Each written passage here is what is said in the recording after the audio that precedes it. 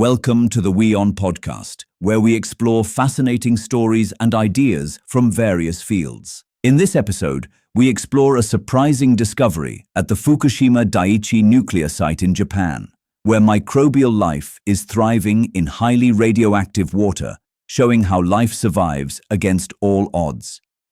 But this isn't the first time nature has surprised scientists in places shaped by nuclear disaster. First, the mutant wolves of Chernobyl, then black mold, and now bacteria. The common factor between these three is that they are all thriving in extremely radioactive environments. Scientists were stunned to see that grey wolves in the radioactive environment had undergone genetic adaptations that helped them not only survive, but thrive. Then they found black mold growing on the walls. A discovery at the Fukushima Daiichi nuclear power station in Japan has now shocked experts. Microbes have been found crawling in an environment that should not technically support life, Popular Mechanics reported. After the 2011 earthquake and tsunami, the plant had to shut down because of meltdowns. At the time, water seeped into radioactive waste and remained within the reactor buildings.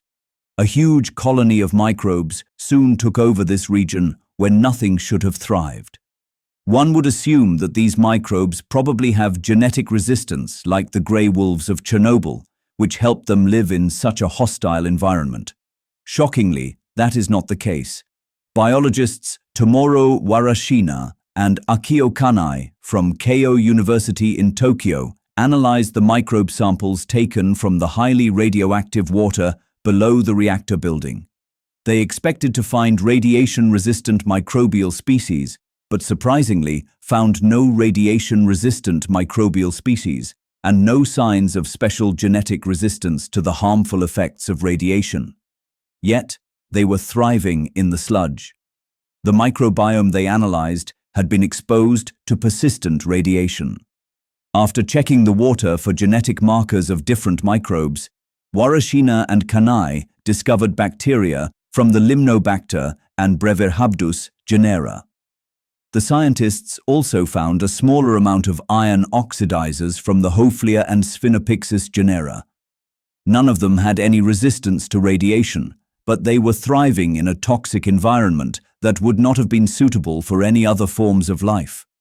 How were they doing it? The researchers reason that it could be because of the biofilms on the surfaces of metals.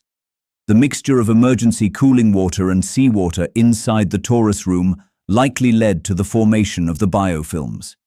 They theorized that the slime covering the bacterial masses could have offered them extra protection from radiation. The proportions of bacterial genera known to be radiation resistant were extremely low, suggesting that the impact of radioactivity on selection within the torus room water was minimal, they wrote. Thanks for tuning into this incredible story. If this episode resonated with you, don't forget to hit the like and subscribe button for more captivating stories to come. Stay